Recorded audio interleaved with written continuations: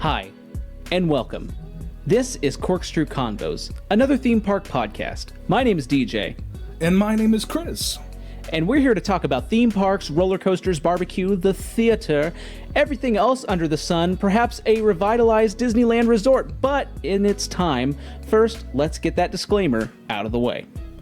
The views, opinions, and information expressed during the following presentation are solely those of the individuals involved and do not represent organizations affiliated with those individuals. DJ, spring has sprung. It has. We peppered that disclaimer on spring. Welcome to our first episode, officially in spring of 2021. For some folks, it seems like we've been in spring for over a year. At least I feel that way sometimes. But Yeah. Dear listener, we're happy to have you along with us for the journey, and welcome. Yeah, I don't know about you, but I've really been getting out there and trying to enjoy all of the spring activities that we've been missing during the cold, nasty winter weather. Like, I've already been grilling burgers on a charcoal grill. I've been smoking ribs.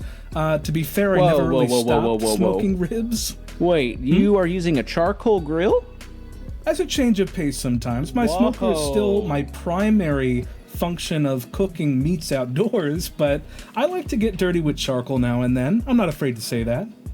I have let charcoal hit the wayside. If I ever buy a traditional grill again, I don't even say traditional, probably with the wrong meaning there. I will most definitely buy a Traeger, but right now I am doing everything exclusively on a Blackstone griddle top, and I just did some chicken fried rice, and wow, incredible. Well, the thing about a flat top is, can you really get a good char on the food that you're cooking? I think it depends. I mean, essentially, when you're cooking on a flat top, it's just like using an iron skillet. I mean, it's the exact same cooking method. What I love is the cleanup is extremely easy. It's just so easy to run out there and just fire up the propane and just cook on it. I mean, it's the cleanest source of fuel. Propane is. It's just a great fuel source in general. And to be able to use my Blackstone with it, it's even better. But the fact that I can take rice, egg, butter, carrots, celery, what else do I put on there? That might be the only vegetables. Oh, peas sometimes, and a nice grilled chicken with some soy sauce and hoisin sauce, which is the key to chicken fried rice. Boy, oh boy, it's incredible. Okay, I'm sold. Maybe I'll add a flat top to my outdoor setup. I'm sort of running out of room. The Traeger does take up a lot of space, but now that's on my radar, so I am going to have to think about that one. But of all the food that I've cooked, the stuff that I've done, I had a lunch this past week that got me thinking, DJ. Yeah. Because sometimes you're out there living your life, you're doing your thing, and it's amazing, but other times you find that life mirrors the plot of a show like More Pet Shenanigans at Busch Gardens, Williamsburg. And are you familiar with that show, DJ? I am not. I've seen a variety of pet shows. I think I've only seen the Italian drumbeat show at Williamsburg. Okay, Like that's sort of a step drum show. Oh, that you're missing Celtic out on Busch Fire as Gardens well. shows. Okay, Celtic you've Fire. seen Celtic Fire. Yeah, at least. I've seen the Showstopper. I don't need to see any other Okay. show at Williamsburg. Well, More Pet Shenanigans was a show that I think they had their last season in 2019, and they were unfortunately closed by the pandemic permanently. That show, it sounds like it's not returning ever again, unfortunately. Wait, I have seen this show. You have? Okay. There's a bird involved? Oh, there's lots of birds involved. Yes, I've definitely seen it. That was a great show. Okay. Yeah, it's a lot of fun. It's a nice change of pace for riding coasters, eating great food, and then you go and see a show where cats and dogs and even a pig does a lot of tricks. Yes, But I have seen it then. I've seen the pig come out, and that was just the showstopper. yes.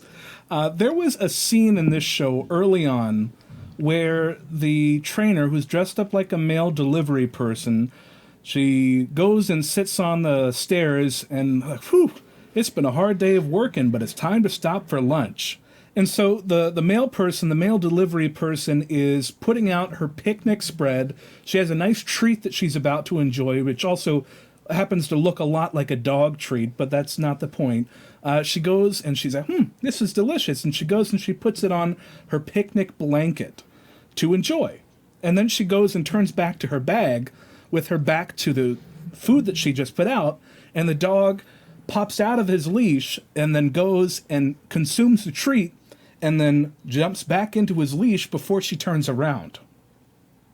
This happens 2 or 3 times, as is dictated in theme park shows and really drama in general. But finally, she pulls out this enormous sandwich and she puts it on the blanket to enjoy. And then she hasn't learned her lesson yet. She goes and turns her back to the sandwich to get something else out of her bag. And the dog pops out of his leash again and then grabs a sandwich that's like more than a foot-long sub. And he goes and tries to jump back into his leash, but he can't fit his head into the leash hole because he has the big sandwich in his mouth. $5 foot long. It's too big. And so that I sort of lived that scenario this past week during lunch because I have a cat named Sonia. And Sonia is a big gray cat. I mean, she's a little chunky, but also she's like That's a long beautiful cat name. Very beautiful cat name. She's like halfway to a lion. She's huge. And I made a delicious sandwich with ham and turkey and pepper jack cheese and a bunch of good stuff. I think I might even put ranch on there too. I went to the spice rack to grab some oregano to really give it that next level flavor. That kick, yeah, right at the end. And when I turned my back to look at my sandwich again, Sonia, the cat, had jumped up onto my chair with her front 2 paws on the table and was trying to enjoy my sandwich. And Sonia doesn't really get people food. She eats well, but she doesn't eat people food. And luckily, I got to her and picked her up before she really got to town on my sandwich, but it really reminded me of more pet shenanigans at Busch Gardens Williamsburg, and I just think it's funny how life mirrors art and how art mirrors life to really get Sonia down to almost got a one-way ticket to Flavor Town, you could say. Yeah, well, I hadn't put the oregano on it yet, but I'm sure she would have enjoyed it had I let her, but the Sonia does not eat my sandwich. I love the cat, but she does not eat my sandwich. Well, it's good to hear that she avoided the sandwich, but of course, we are here to talk about more than just flat tops, more than Traeger grills, more than the adequate amount of char, more than cats sealing sandwiches and relating those to theme park pet shows. We've had quite a run of last few episodes, haven't we, Chris? Oh, yes. I think we are on a definite upward trajectory in all ways. I mean, our last episode was a huge one, DJ. That's right. We had Chris Robury from the National Roller Coaster Museum and Archives. He came out and visited us, and that episode is dropped, of course. We had some great fun with him. And then a few episodes before that, we had Coaster Bro from Coaster Cuzzies on. You'll have to go back and listen to that episode if you're hearing this for the first time and you don't know what a Cuzzy is. I promise you have no idea what it is. But Coaster Bro was great. We did a defunct roller coaster draft. That was really awesome. Doing a draft style, rating different defunct coasters where we would put them. Did we ever find out who won on that, Chris? I believe Coaster Bro actually beat me by a few percentage points. I know I was leading there for a little bit, but that was early on. Yeah, Coaster Bro won the voting on whose defunct coaster collection was best. He had a lot of Cedar Point coasters, right? He did have a lot of Cedar Point coasters, but I used all of my burner Twitter accounts that I accumulate over the years to vote for myself, and that was not enough. Wow. That was not enough to win. I came in 3rd place, and half of the votes for me were me. Oh, yeah. I just have to take it as a learning moment, a lesson, really, and move on. And the next bit of competition, whatever that is, if that's a draft or something else, I will dominate. I just got to figure out the right strategy, and then I'll do it. That's pretty noble thought you have there. You know, I think you were also you kind of didn't do too well, I think, because you had that number 2 spot. I honestly think having 1 or 3 was the best spot when there was only 3 people playing, because we would often get double picks, and you'd kind of be in the middle with just 1. Yeah. I will accept your consolation by saying I had it tougher. I will accept that. So I think you did for sure, because my turn would come up and I'd be like, Oh, I get to go again? Awesome. I'm just going to take this one. Yeah, so next time I'm going to have to devise my way into a better draft position, but that was randomly picked, so whatever. That's okay. If we did this how we should do it normally, if we do this again, you'll be in the 1 spot, I'll be in the 2, and Coaster Bro will be in the 3. Are you already inviting him back for a second draft? We potentially could. We potentially could. Let's look at it maybe at least a few months down the road when we have maybe some more defunct coasters to pick from. Oh, okay. Maybe that was we'll a sad way to put it. Well, maybe we'll do I don't know, maybe we'll do a international version or something. I know we had some picks on there, but maybe no U.S. or North America coasters. Well, speaking of international, DJ, I was looking at our statistics recently on the show, and we actually have some interesting insights that we can look to about the progress of where Corkscrew Convos is going around the world. Are you interested in hearing a little bit about the countries that have had people that listen to Corkscrew Convos? I am interested, and dear listener, you may also be interested. If you remember, really for the first few episodes, we were trying to get that one UK listener, someone in the United Kingdom, to listen to us, and hopefully you've got some good news for us, Chris. Well, we have at least one listener in Ireland. Ooh, Tato Park. And then in the United Arab Emirates. Okay, so Ferrari World? Maybe. Oh, there's a ton of stuff there. Well, a ton of stuff. That's the one I think of all the time. There's Spain, Wow. Singapore, Brazil, the Netherlands. Singapore, wow. I've actually been to Singapore. That's crazy. Yeah, and it's whenever you bring out a little pearl of a story from Singapore, I think that's what does it. I don't know how that works its way into the internet to attract people from Singapore to listen, but... You know what we should do, and I just thought of this. We need to do a park review, and I will take you through my Universal Studios Singapore journey, because I feel like that's going to be difficult to find anywhere else. Okay, so let's pencil that in for next Pencil episode. it in. Next That's episode. going to be really nice. That would be 'Cause- good. As long as we don't have a huge guest that wants to be on the show between now and then. Oh, are you teasing something? I am not. I am begging. Okay. All right. Well, there's a lot of interesting stuff at that resort. I'd definitely love to hear more about it. We got some more countries, though, DJ. Canada. Okay. The United Kingdom. Yes! United Kingdom, we do have a listener there. And then Australia and the United States. Wow, that last one really took me by surprise. Yeah, I think most of our listenership is actually located in the United States for some reason, but I guess we know our audience because we do talk about the U.S. a lot. It sounds like if we could do sort of Central America, if we could hit up at least Mexico, they're the closest to us. Yeah. But maybe some countries down there seems to be the next logical choice. I mean, Mexico's sticking out to me. Maybe like Sweden. I feel like that could be an interesting one to try and grab. I think I know 2 Swedish people. I don't think I know any Swedish people. Okay, well, I have an in with the country. I'm going to try to leverage that in, and we'll see where that takes us. Let's make it work. Let's make it work. And also, we have just passed 250 followers on Instagram as well. Yes, that's right. We have our first follower giveaway. If you're listening to this episode before April 1st at 8 p.m. Eastern Daylight Time, you still have a chance to enter for a chance to win multiple GCI drink coasters.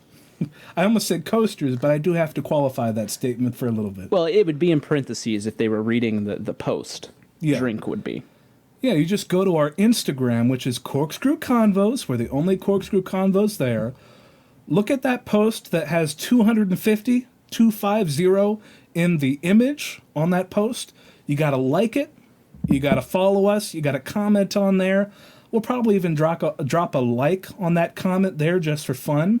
And then you will be given a chance to win those drink coasters. And I was talking about ways that maybe we could get some extra entries, but Chris kind of brought me back into it, says, no, let's keep this simple. This is our very first giveaway. So that's what we're going to do, just as Chris has said. But look out for our next follower giveaway. I've got another prize I'm already thinking about giving away. I won't even tease it yet.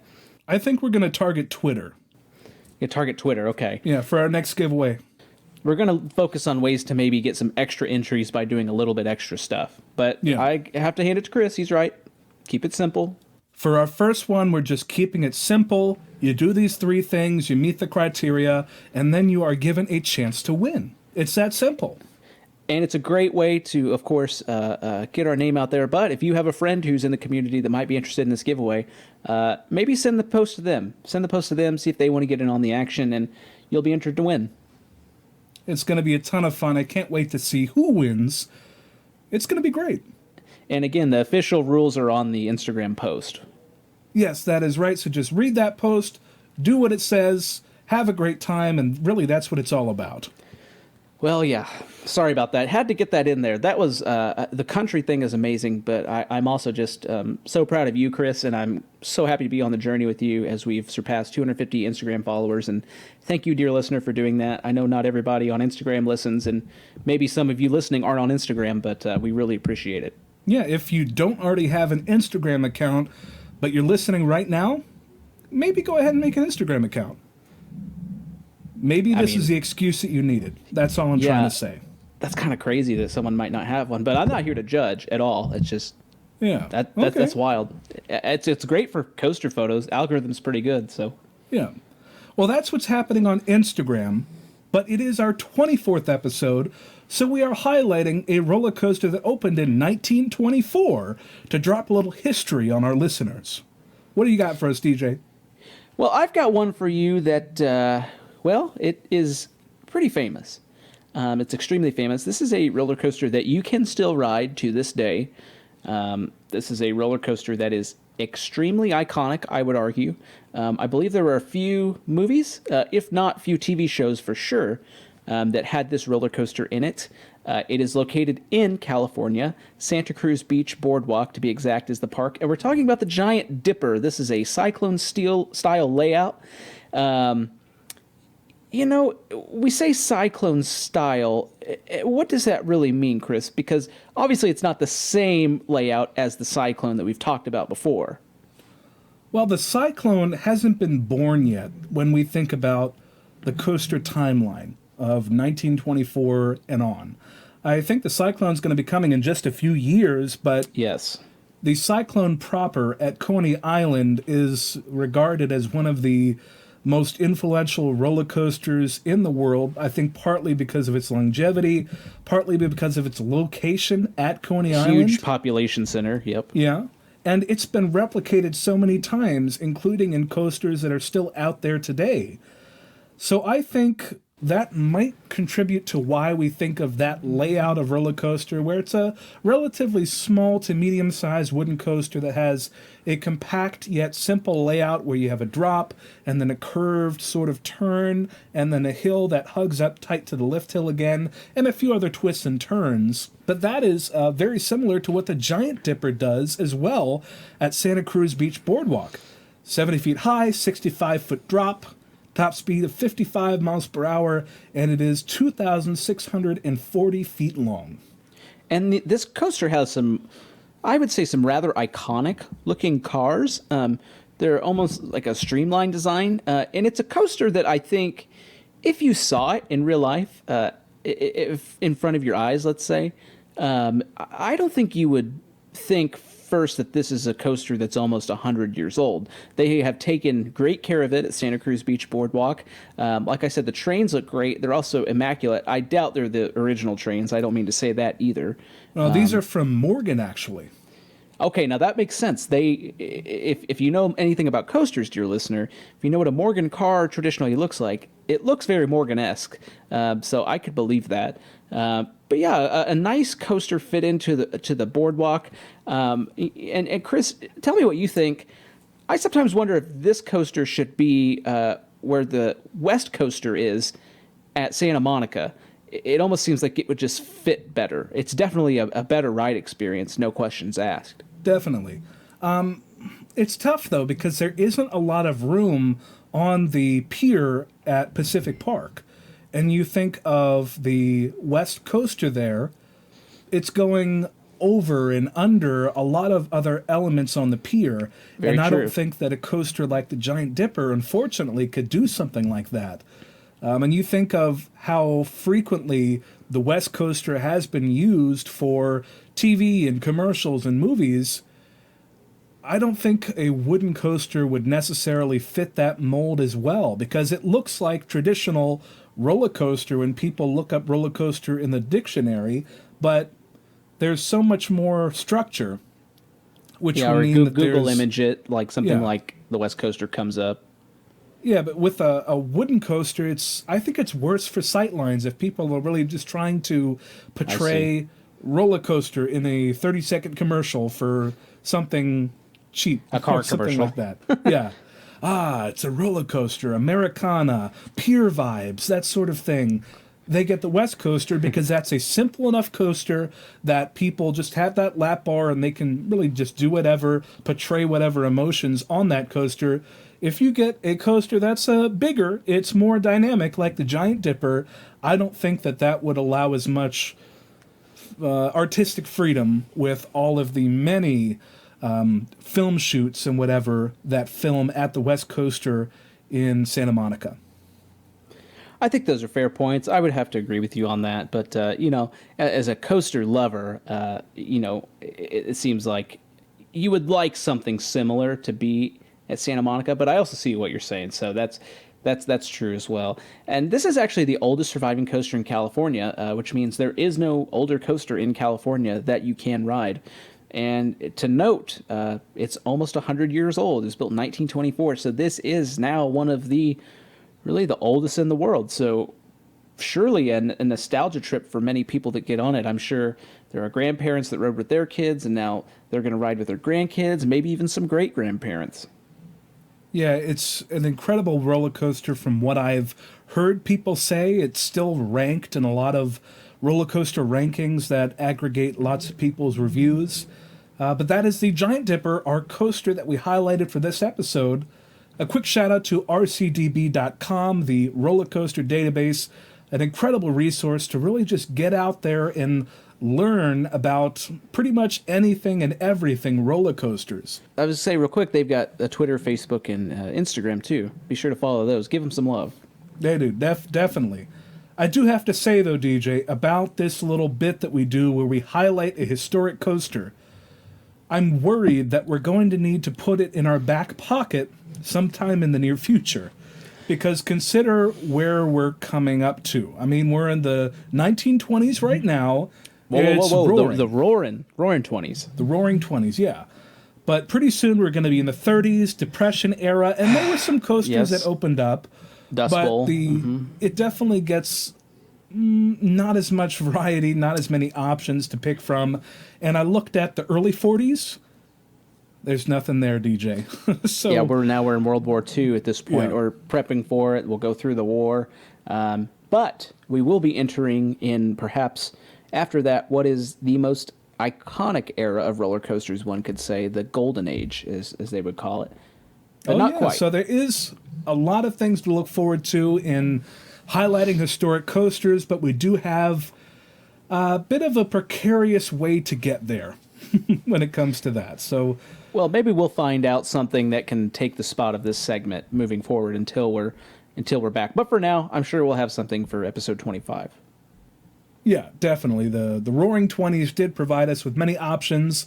The Thunderbolt at Coney Island is coming up pretty soon, as of course the Cyclone as well at Coney Island. So there are still many incredible coasters to highlight.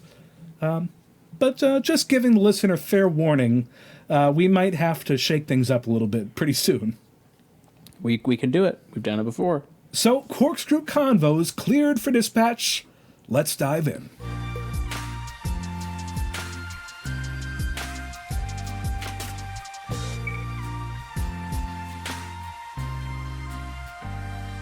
Let's dive in, absolutely. And I think a great way to start out this episode, well, at least to start out the meat and potatoes of this episode, let's say. We've given you the appetizers, we always do.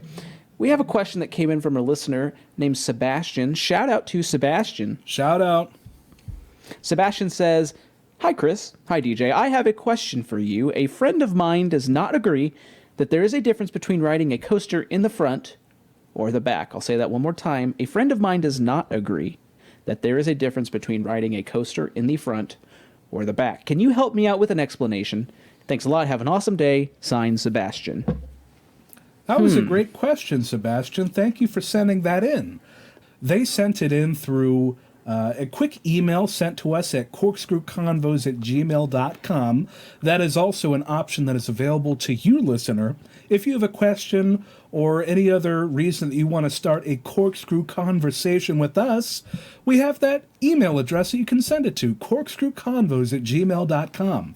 We also have the Twitter and the Instagram and the Facebook, so there's a lot of ways that you can start a corkscrew conversation with us. But for now, we got to get back to Sebastian's question. TLDR, yes, there is a difference. But let's get into... Moving on. Thanks, Sebastian. Let's move. No. Let's get into why there is a difference. Because I did a little bit of thinking. I will give the disclaimer as well. I am not an engineer. I just think about stuff roller coaster wise, and I think I've come up with an acceptable enough answer without really diving into the science of it. We may want to include that into our actual disclaimer. I think that's coming up at least once every other episode at this point, that we're not engineers. We're not engineers? Yeah. Okay. Well. The difference in ride experience that you get when riding at different parts of the train really depends on how long the train is. If you think of something like a one-car train, like on a Wild Mouse style coaster, which has 2 rows of 2 people, 4 people total in the car, and it's just the car that's going through the layout, there's not going to be a difference on where you sit in the rows. But you go to the extreme other side of that spectrum with the Harley Quinn Crazy Train as a great example of that at Six Flags Great Adventure in New Jersey. That is a sort of like a kiddie coaster, but it has a 20-car train, so that there's 40 people total that can ride at once, which is an incredible number for a roller coaster train, especially for a coaster of this stature. But it means that there's a really big difference depending on your ride experience if you sit in the front row or the back row. I think what comes to mind is like some of those older hyper coasters, the Morgan Hypers, the Aero Hypers, where you have, a 6-car train, but they fit, 3 rows of 2, so you have 36 people. Those are huge trains as well, where you'd really feel the difference. Yeah. And so there is a difference depending on where you sit on the train. Because the entire train is always at the same speed at the same time as the coaster moves throughout the layout. I mean, it's not stretchy like a rubber band. The difference, though, comes in when the different points on the train experience different points along the track at different speeds. And hear me out when I explain this. Consider a train that's cresting a lift hill, the highest point in the ride usually, they're about to go down the drop. The first cars, the first rows of people sitting in those cars, they sort of feel like they're hanging over the front of the drop before the train itself rolls down into the drop. But the rear cars experience that very tippity top of the lift, and they feel like they're pulled over it because the rest of the train in front of them is already about to go down the drop. Am I making any sense, DJ? Yeah, and I think a good way to describe it, too, is you're in the front of a train, you can almost feel the weight behind you pushing you through the course. Whereas, in the back seat, it's definitely more of a pulling sensation. There are a lot of rides where if you're in the back, you really don't have time to catch your breath at all, whereas the front is always reserved for people who like the height factor, and it's the same reason why some people will even avoid the front of the train, because they don't like that hanging sensation. They want to just get it over with. Yeah, there's definitely more wind experience in the front of the train usually. That's true too, yep. But thinking of these different rows of the train experiencing different points of the coaster at different speeds, the same can be said through the rest of the layout on the coaster. Like you think about a hyper coaster that has lots of hills and goes up and down a lot.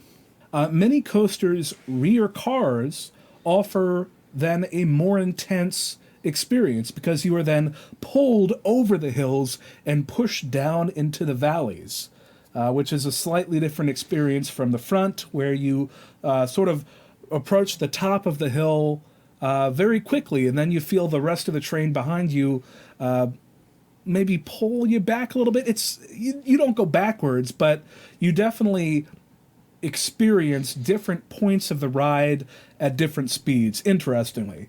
A prime example of this is a B&M dive coaster. It's huge trains. They are usually 8 to 10 people wide on each car and 3 cars connected. You think about when it hangs over that first vertical drop.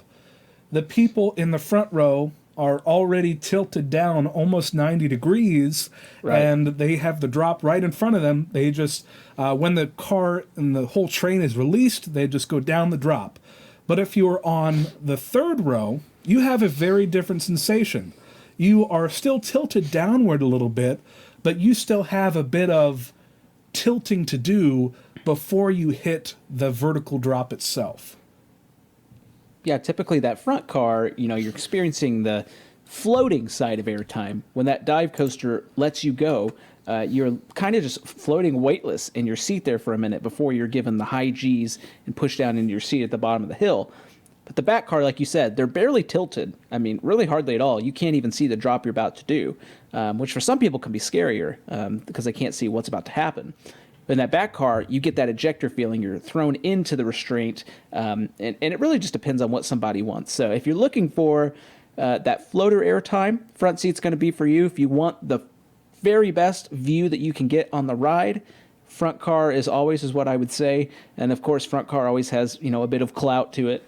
But if you want that more intense experience, that more ejector airtime sort of experience that you're looking for, the back seat is it. Normally, it is more intense. Now, I will say there are some exceptions to this, Chris, and one that comes to mind is something like Big Thunder Mountain at Walt Disney World. The train is so long, and there's not too many huge drops at all, to where really the front and the back are both lackluster, in my opinion. I've noticed in the front car, you're already going up the hill before the train pushes you to gain speed, whereas in the back of the train, they've already done the course and they're slowing down. If that makes sense, it's kind of middle is where you want to be on a ride like that.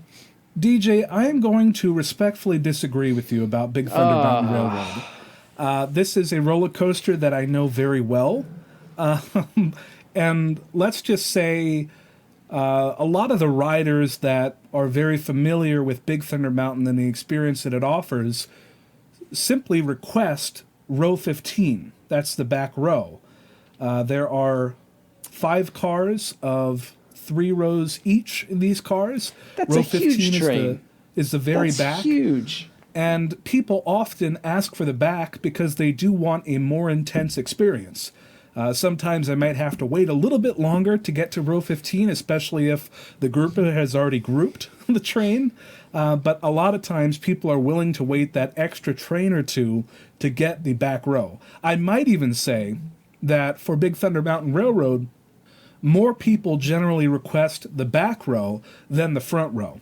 And that might be because the front row still does have a slightly obstructed view with that locomotive engine at the very front of the train.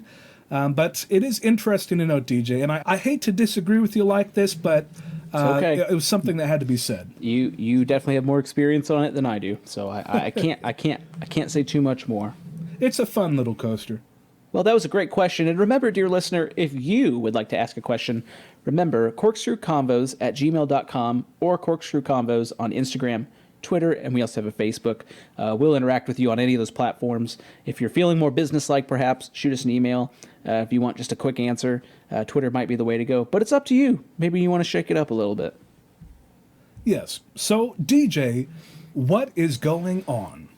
Well, we have just 2 bits of discussion, but I think what's important to note in today's episode is that these are 2 very, very big developments, BIG, all capital letters. And one of them, dear listener, you probably already know what we're about to discuss based on the episode's title. We're going to make you sit a little bit longer, though. We want to get through this first piece of news, and that's that Clementon Park has a new owner, and really, this took a bizarre twist. I was kind of following along on this live. I think Hyde at over at In the Loop podcast, shout out to him, was giving updates on his Twitter to show you where to go for the auction. And I have to say, I might have stumbled in there for a little bit, but you could see the live auction happening. It was very interesting. But it does have a new owner, and who is that, Chris? Well, interestingly, from 6abc.com, the local affiliate nearby in Clementon, New Jersey, the park has been purchased by an owner that already owns another theme park in the United States. Interestingly, it is an owner that also owns another very old lakeside park with at least one notable wooden coaster and an attached water park. And that is Gene Staples of Indiana Beach in Monticello, Indiana. It's crazy that he bought it, but at the same time, maybe I shouldn't say that at all. It seems to make sense. Like you said, Chris, these are two lakeside parks. There is a notable wooden coaster at each. And I think it does make a bit of sense. So, dear listener, it sold at auction for around $2.6 million. It is in Clementon, New Jersey, but it was last opened in 2019. So the pandemic was actually not really a driving factor behind the closure during 2020. It was dumped actually by the Premier Parks operator in September of 2019. It kind of sat there for a while, and this was another situation where there's a notable wooden roller coaster there, and when coasters close, it's sad for a lot of people, and there was a lot in the coaster community, a lot of folks wanting somebody to purchase it, keep it alive. And it looks like Gene Staples is really about to do that. Does he have any goals for this year? Or is he hoping to open later in 2021, or is this year kind of a wash for him? Well, according to the press release that has been put out there, the goal right now, as it stands, is to open the water park at some point during this year, at some point during the summer. And then hopefully, if things go the right way, if things break right, maybe even open the rest of the park too, but definitely at least in the coming years or even next year, opening the rest of the park is in the plans. Right now, the priority is the water park to get that open again. And $2.6 million, is that a lot of money? Yes, it is a lot of money. But you think of these parks that put in coasters year after year. Many of these coasters are well over $2.6 million. So not to say that this was a steal by any means, but I think Mr. Staples got this at a pretty decent price. And I'm curious to ask you a question, Chris. If you were Mr. Staples, let's just say it's Mr. Chris, and Mr. Chris has bought this. You actually beat Mr. Staples. You went in for $2.7 million. He just couldn't do it. What is the first thing that you put in this park? If you're opening the hard park this year, you have the option to put really anything you want within reason. What needs to go here? That's a good question. Do I put Topper Track on their wooden coaster, the Hellcat? Maybe. Another old coaster name, by the way, Hellcat. Yeah. Do I add an SBF Visa spinning roller coaster? Those seem very popular and are decently affordable, it seems like. A lot of parks of a similar size usually have a coaster like that. Do I put in a Zamperla Nebula Z to really get some nice visual intrigue over the reflection on the lake? Maybe. That might be what I do if I had the money to do that, but I'm interested in seeing what this turns out to be. Does the Gene Staples experience become a new operator of historic little parks? There are definitely other examples of parks that might be in financial trouble for loans or whatever reason, and then they go up to auction or they're sold at a relatively cheap price. And then this company, this firm, jumps right in and says, I'll take care of it, and revitalizes it. I think it's very interesting to follow. I'm hoping that, like with Indiana Beach, we see Clementon Park really reopen and blossom again. That's what I'm hoping. I think that's a great way to look at it.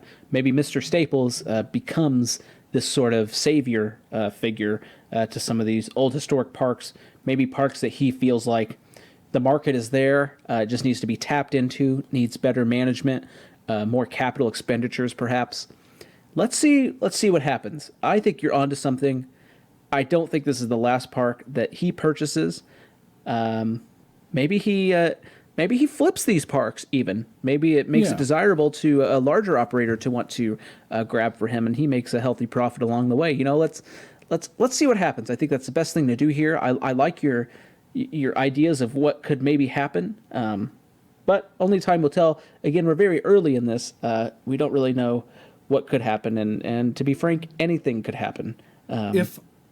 If I have to really put a guess out there, with Mr. Staples owning Indiana Beach for just about a year now, I really doubt that he's seen a return on his investment yet, because he's only operated the park for 1 year during a pandemic. Do you think he expected one in the beginning, pre-pandemic at all, that he could make a profit that quick?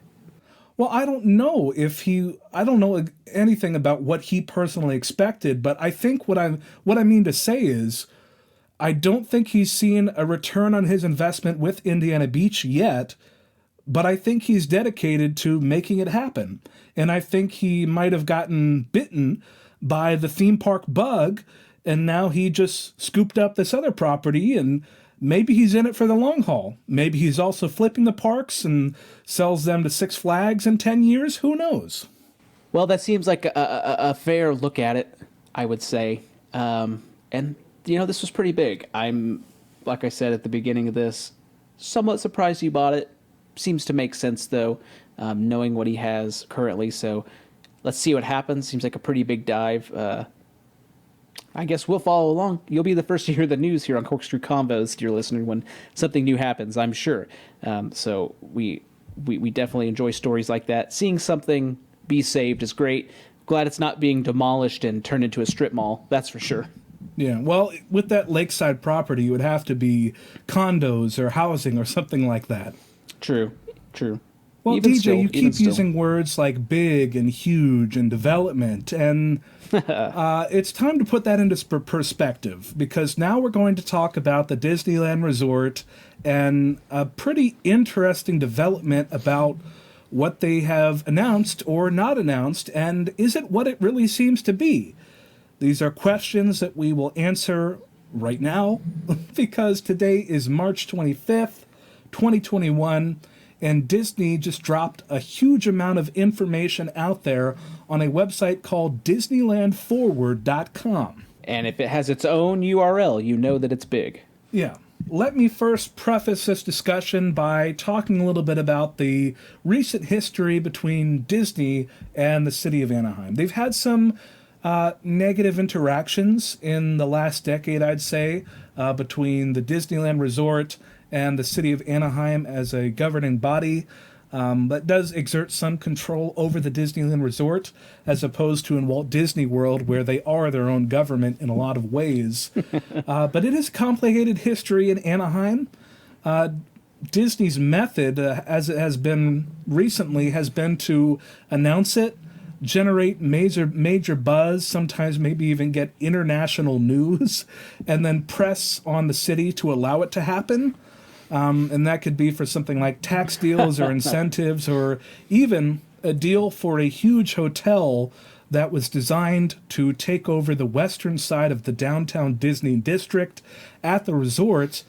There's a lot of moving pieces that I won't get into a discussion of right now, but that didn't happen because there was a disagreement between the city and the resort, between tax breaks and a whole lot of other variables. But most recently, an example of this Disney method where they announce it and then say, tell us no if you're going to tell us no, but we already told the kids yes, so you're going to be the bad guy, was last year when they announced that on July 17th, 2020, that is when we are going to reopen the Disneyland Resort.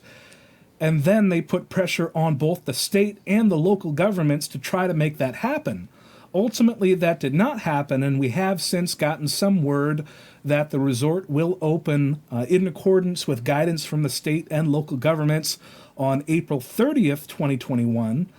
But that's Disney's method, because they are a big player. They can sort of use their bully pulpit to shift their weight around and really do what they want to do sometimes. Sometimes, I say. It seems like that makes sense for them, right? Like you said, they're the bad person. Anaheim would be, the city is, the state, whomever. And all of the loyal Disney fans can really just just blame the government for not letting something happen, and to see a sketch of something or a vision. I mean, that really elevates it too, right? You see this great thing, this great idea. Here's exactly how we're going to do it. Oh, but the only reason they can't is because of XYZ. Pretty effective, maybe. Obviously not recently, but wow. Well, it's what Disney is now trying to do with DisneyForward.com and also Disneyland Forward. They explicitly say, in quotes, we are facing planning restrictions from Anaheim about rezoning various pieces of land that they own in the city. And this is a direct quote from them. That's pretty explicit there. Yeah. They say, without the broadening uses allowed within each district or demolishing and replacing many beloved theme park attractions, further integrated development and theme park investment are not possible. Wow. Yeah, so we don't have room at this point unless the laws are shifted. The only way is to get rid of your favorite attraction. That is what they are saying. They are weaponizing public opinion to create pressure on the city to allow Disney to do what they want to do. There has to be some sort of friction or some meetings that broke down behind the scenes that have forced Disney to go public with this effort, with this initiative.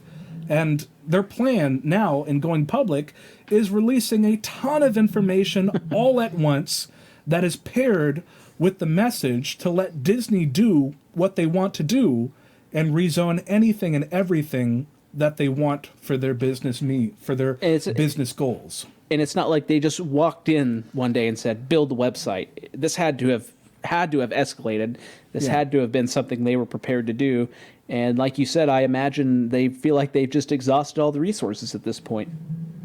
So let's now navigate to their website, Disneyland Forward. Let's break down the future plans that they, at least at surface, look like they released. But it is very important to note that these are called, quote unquote, new investment possibilities. So that is very important to note, because when it really comes down to it, there are a lot of things that I'm going to say, but I think there is a lot of confusion out there now. DJ, when I first texted you today, I hadn't read the full article yet from the actual site. I had read coverage from it, and it gave the impression that there was a third theme park opening at the Disneyland Resort.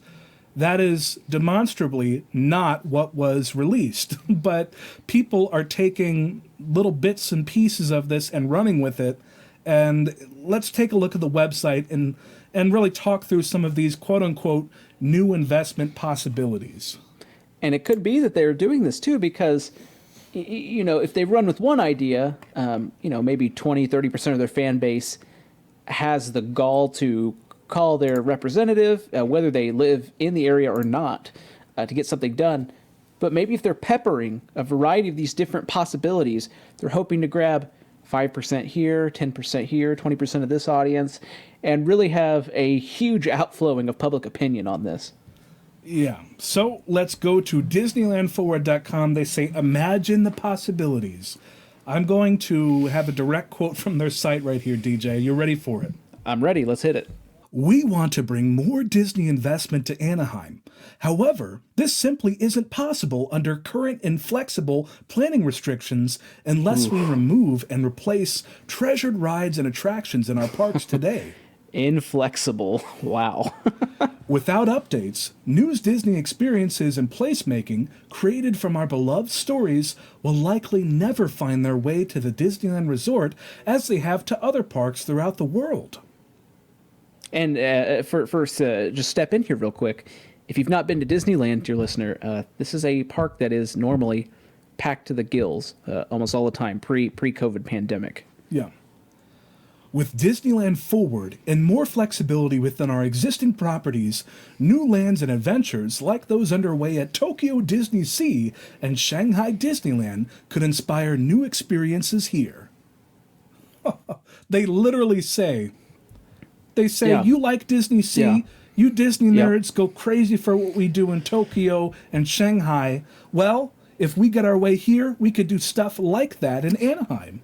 It's interesting they pull that out. I'm surprised they didn't say new lands and adventures like those underway at our other Disney properties. They specifically picked out Tokyo Disney Sea, which is voted many times in many polls as one of the best theme parks in the world, and also Shanghai Disneyland, one of their other famous parks that has quite a bit of different rides that you wouldn't find over here. Notice they didn't pull out Disney World. They didn't pull out the Paris park. None of their other properties, specifically those two. Well, if you ask a Disney fan in the United States, what do you really want to experience Disney parks-wise that you haven't experienced already? I bet a majority of the time they are going to say something at Tokyo Disney Sea because it's such a different park. And it's so much more difficult to travel there than it is from Disneyland to Disney World if you live in the United States, even North America. Yeah. So let's go down the list and quickly cover the different renderings of planned and announced and under construction theme park developments around the world that the website copy and pastes onto quote-unquote possibilities for Disneyland if the city of Anaheim lets them have their way. Again, possibilities, not set in stone. We're just reading right off of the website here. Yeah, a frozen land with a thrilling boat adventure and a restaurant inside a castle. So... I've still not seen that movie, Chris. Oh, my goodness. Well, I haven't finished Imagineering Stories, so we're both lacking. But it's interesting. I think Hong Kong is getting Arendelle. Yes, and you're right. Maybe that boat ride is something like Frozen Ever After. But scrolling down, they also have something about Tangled, where there's a lantern festival and a restaurant, the Snuggly Duckling, where that band of thieves sings that song, I Have a Dream. And notice, Frozen is at the top. This is probably their biggest IP currently, and Tangled's got to be up there as well. Yeah. Interestingly, the next thing they say is Peter Pan with two attractions. One that is essentially Peter Pan's Flight, and then the other is Pixie Hollow, where you can meet and greet with Tinkerbell and the other fairies. Both of these attractions are already at Disneyland. I don't know why Peter Pan is in this webpage. Could it be that they're like... I know this is all just quote-unquote possibilities, but why did they include this when they already have that at Disneyland? Are they saying that they would rebuild Peter Pan's Flight with ADA accessibility and a higher capacity? I don't know. I don't know either, and no spoilers, you're going to get to them in a second, but this is by far the most dated IP of all of them. This one really kind of surprised me to think that this movie has such a following. I will be the first to say I absolutely love the movie Peter Pan, but it's interesting. Well, if you compare the classic dark rides in the Fantasyland, Peter Pan is always the most popular dark ride with the lowest capacity to meet that demand, because it's just one bench on each suspended pirate ship, and it's not a great capacity. So that always has such a long line. Maybe it would make sense that they would rebuild it as a grand new attraction, and maybe they would move Pixie Hollow there as well. True. But again, a possibility. What else do we have? We've that's what we say are the newest lands and attractions. Now we're to the newest adventures. Yeah. Then it highlights Zootopia, a creation of the Metropolis, the city, as a theme park land, like what is currently under construction at Shanghai Disneyland. Maybe that will include a ride, maybe a video or something like that. We don't know what that might look like at the Disneyland Resort. Seems more immersive, the way they're wording this with the other one. It says, Metropolis of Zootopia, quote, where anyone can be anything, end quote. Yeah. Yeah, so they say you like Zootopia, you like following construction pictures of what's going on over in Shanghai. Well, let's bring it here. Tell your local council person to let us do what we want, is what they're saying. Also on the webpage, Toy Story Land. This time copying what is currently at Walt Disney World and Disney's Hollywood Studios.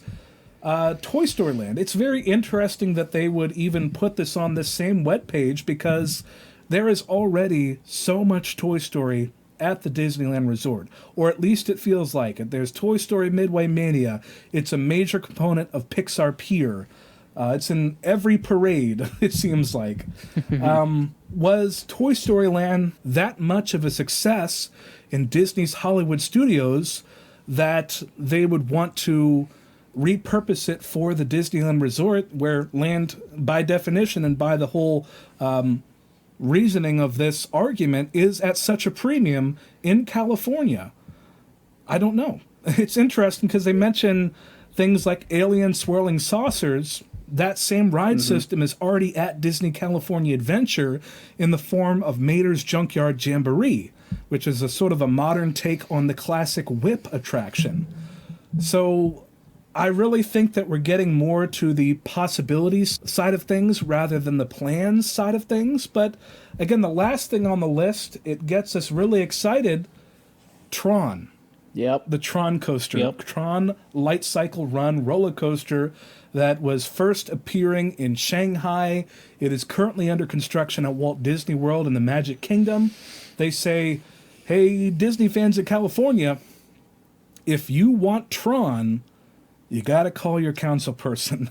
That's what they're doing, DJ. That's what they're trying to do. They're not promising Tron, but they're saying, if you even want us to entertain the idea of Tron, we're going to need a little bit more consideration. Yep. If you don't want to say bye-bye to the Matterhorn. Oh. Well, we're going to have to do our Planet Park Disneyland sometime. I mean, that's literally what they're saying. Like you said, if you don't contact your council person, this is the only way it's going to happen. And they're really trying to shift the blame, like you've said before. But let's say none of this does happen, and Disney is met with, the flack of, well, you're taking away such a historic ride, a part of my childhood, whatever it is. They can now say, well, I mean, we tried. Here's this website we had. Here's all of our initiatives to try and make it happen. But because of basically how the city of Anaheim is being run at this point, they're not being flexible. Again, go back to that quote, inflexible with zoning. They're not making it happen. I think it's funny that Toy Story is included on here when it says at the very beginning of this website, it specifically mentions new lands and adventures like those underway at Tokyo Disney Sea and Shanghai Disneyland. They don't pull out also Disney World, but they make a mention a few times on many of these things. It's quite interesting. I think also to note, we mention it every episode. I do Twitch streaming. I'm a big video game fan. One of my favorite video game series is the Kingdom Hearts series, where you travel through various Disney worlds, various Final Fantasy video game worlds as well. Meet lots of iconic Disney characters. Chris, every single one of these attractions, except for Zootopia, is also in those games. I find that interesting that those are the ones they pull out. And I know that Disney kind of has the arms of the video game studio that produces that game, Square Enix, to say, hey, these are the IPs you must include in this game. Because they're the ones that have longevity. We're going to keep investing them into the parks. And that thought that I had, I feel like is now coming true with this. Wow. That's an interesting comparison that you're drawing right there. And we go down, and I think it's also worthy to note, there's more than just these attractions and these experiences, right? We're also looking at sort of a destination thing here as well, a larger resort, something modeled after the Disney Springs Resort, and of course, the logistics and infrastructure to make it happen. Parking and transportation are going to be huge to this as well. Yeah, let me run you through the map right now. What they say, this is the possibilities map. So we're staying in the realm of possibilities and not in the realm of plans. These are possibilities, DJ. Alrighty. If you're looking at Disneyland from a satellite image or from this possibilities map, interestingly, they build a node from Disneyland right about where Critter Country is and the Hungry Bear restaurant to where there currently is the western half of downtown Disney, which is their shopping and food and beverage district, where they maybe build another land or two for Disneyland. It seems very strange to present it in such a way, but if that is what they have to do with their space constraints, this is, I guess, what they propose as a possibility. On the other side of that, a tunnel connecting it or a bridge or something, perhaps, with that kind of spoke model here we're seeing. Yeah.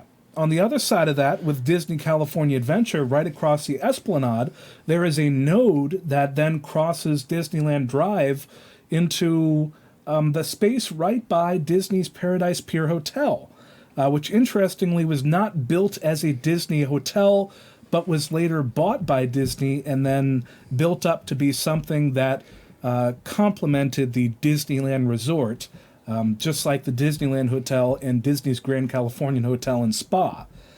So the satellite map of possibilities that they give from above, it doesn't give a whole lot of details as to what attractions would look like or where they would go, because it's not really labeled by land. It's labeled by zones. Yeah, it is quite interesting, and especially for someone like myself. I know you have such a history with this park, Chris, and I gotta admit, I've not been there. And if you look at the current size of Disneyland and California Adventure, whatever they plan to do here, at least this first area you're talking about, it's pretty large. There are a few other things that I want to point out on this map that they provided. They list possible new parking as just across Harbor Boulevard from the existing resort. Around 2018 to early 2019, they demolished one of the old motels that was right across from the Esplanade. They demolished that. They put pavers in its place, so it's a long corridor between different resorts that are sort of those resorts that just leech off of Disneyland popularity and exist there with exorbitant prices. Right between those is this sliver of land that leads to a relatively large flat parking lot that is listed here as possible new parking for the resort. I had heard of plans to utilize this as new resort parking in the past and using an overpass on Harbor Boulevard that would make a huge difference for foot traffic and getting into the resort from this side.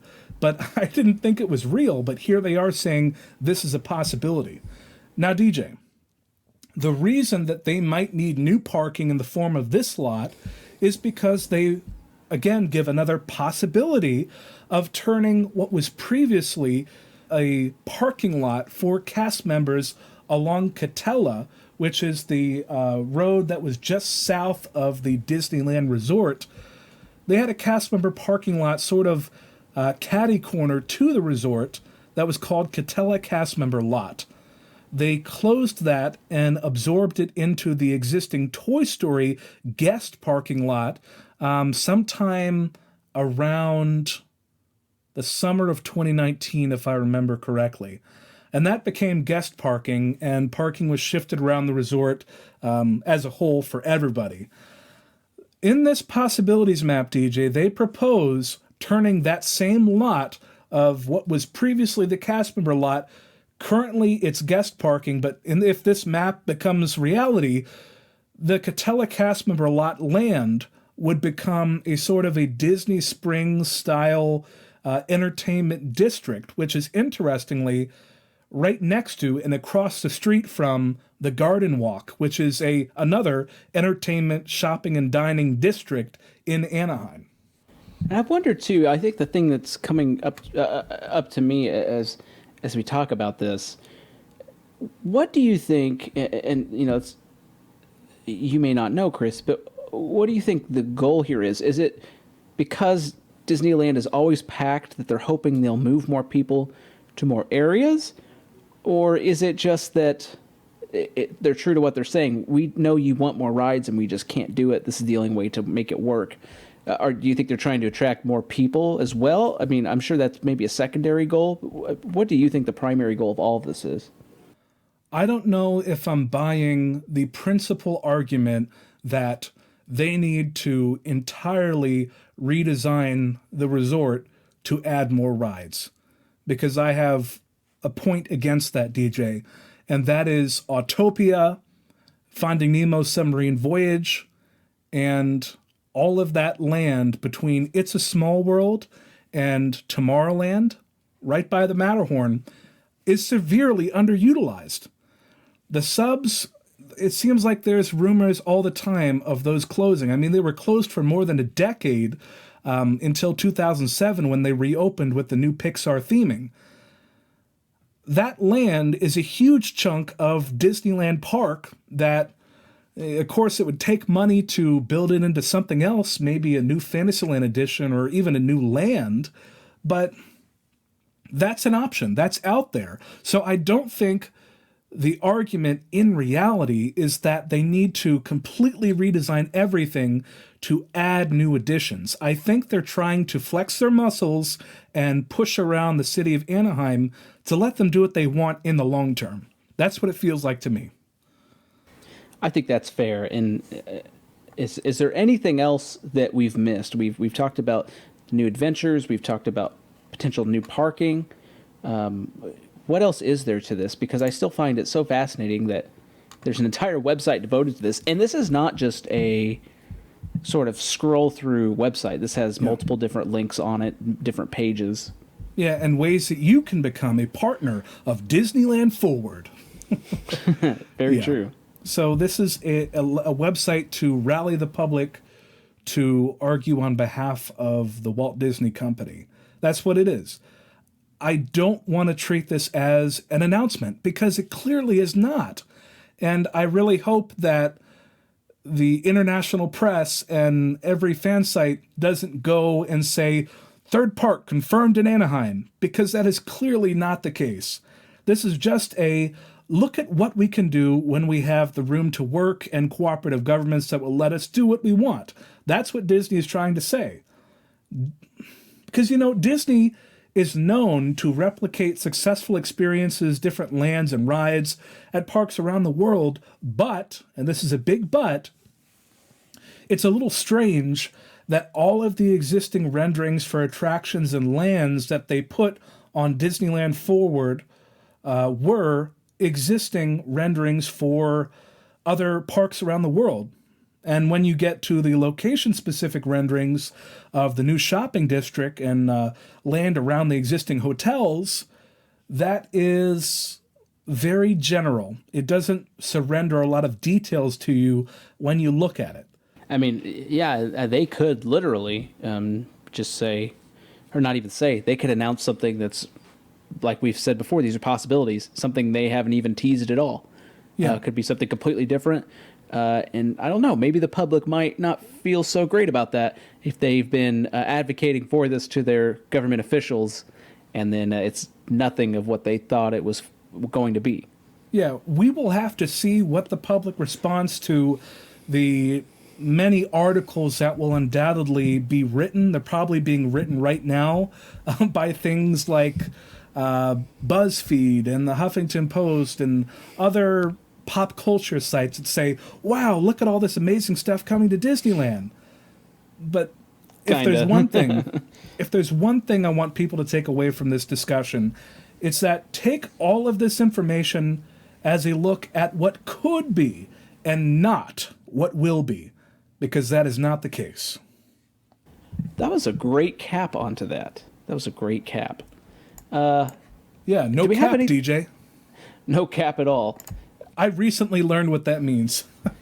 Because I feel that is... You've been educated. Yeah, that is terminology that developed from ages younger than me. And I think that's the first time that I've experienced that, where this terminology, no cap, which means like no malarkey, no nonsense, I feel like that's what high schoolers say. And I just recently learned, because I was like, I don't care. I don't want to go to the trouble of learning it.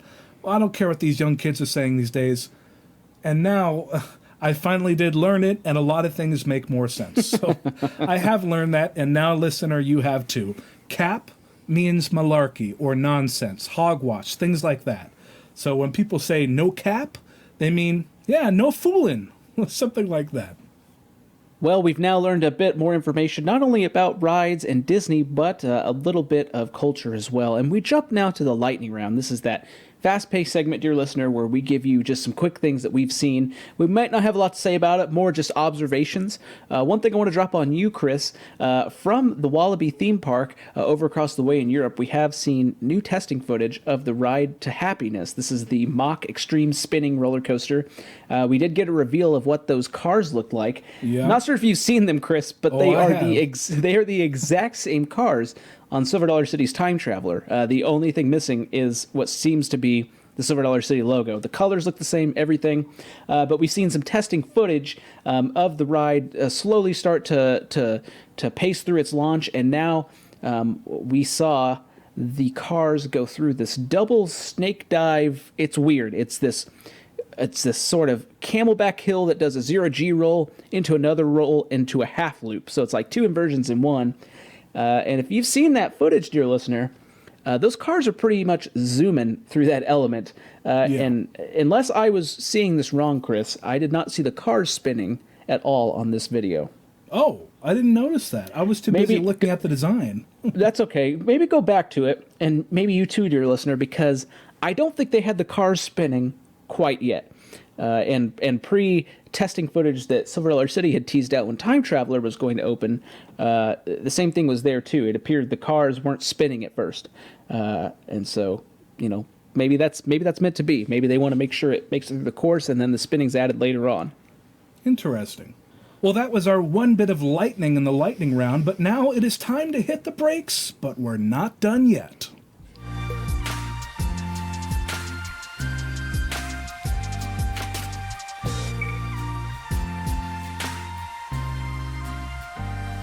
That's right, we're not done yet. This is that part of the show, dear listener, where we talk about how you can interact with us. That's right, we're on a variety of different social medias. We're on Facebook, Twitter, Instagram, email, all at Corkscrew Convos or corkscrew.convos, depending on where you're finding us. Don't forget corkscrewconvos@gmail.com as well. That's how Sebastian submitted their listener question over on our email, corkscrewconvos@gmail.com. There's a reason to follow the show on each of these platforms. We've got memes on Twitter. We've got more active interactions on Twitter as well. Instagram, you're going to find some great photos that Chris and I have taken. I actually sent Chris some more photos from my photo bank that I found, so still plenty of content over there, but we need to get to a park soon, but don't worry, we're not going to run out for now. Don't forget about that Instagram follower contest as well, 250 follower giveaway. And Facebook, we usually have some interesting articles over there. We might share other content from other creators, have some little commentary on that, but that's meant for more long-form discussion. So again, reasons to interact with all of us. And Chris, did I tell you I made us a TikTok? A TikTok, you say? Go on. I did. There is no video on it yet. But, dear listener, it's a great chance to follow us. You'll get our first video when it comes out. Chris and I want to make it really good, put a lot of work into it. So we do have a TikTok over at Corkscrew Convos. Follow us there. Be ready for our first video, our first TikTok, as you would say. Maybe we'll have a stitch, maybe a reply. We'll see. I think we're always young, but then I see people on TikTok and realize I'm not as young as I think I am. Yeah, DJ, I don't know if I can dance like all those people dance with all those songs. They really dance, and I don't know if I'm that coordinated. Well, maybe dancing isn't in our future, but I don't know how you see it, Chris. I see it as more of a meme central, if you will. Maybe corkscrew memes, meme combos. We'll see. I don't see it being as a news source, that's for sure. Yeah, there are some content creators on TikTok where their product is scrolling on Google Earth over Walt Disney World and pointing out things, and it's endlessly interesting, and they do have a huge following. Maybe we could find some balance between dances and cool facts and things like that and questions. Maybe we'll find a nice balance. Maybe we will. So be sure to follow us, though, on TikTok if you can. Again, we're on those other social media platforms as well. Also, I'm on Twitch sometimes, DJ4Fire. Let's not forget that. But also, probably the most important part of this show, Chris, it's where we tell our listeners to subscribe. Yeah, or soon follow, because the word subscribe will be phased out of Apple Podcasts, and that will be the last platform to say subscribe. But really, if you subscribe or follow the show on a podcast platform, that just means that when we release new podcast episodes, those will be put into your podcast feed for you to play and enjoy at your leisure. That's all that means. So go ahead, give us a quick follow. If you're on Apple Podcasts, go ahead and write that 5-star review. If you do write a 5-star review, we will read it out on the show and give you a hearty shout out. It is the easiest way to get your username shouted out to a group of 15 people. It definitely helps us for sure. And again, following us on all those social media platforms helps out as well. We appreciate you listening. You know, if you're like me, I love having everything I follow, everything I subscribe in one place. That's the benefit of it for me. It doesn't get lost. It doesn't get lost in the mix, you could say. Push notifications, you can add those. But really the best part is just being able to go to what you follow, what you subscribe, seeing us on there and listening, like you said, Chris, really at your own leisure. Yes, it's that simple. But until next time, my name is Chris. And my name is DJ. And this has been another Corkscrew Convo. Thanks for listening. Thanks, everybody.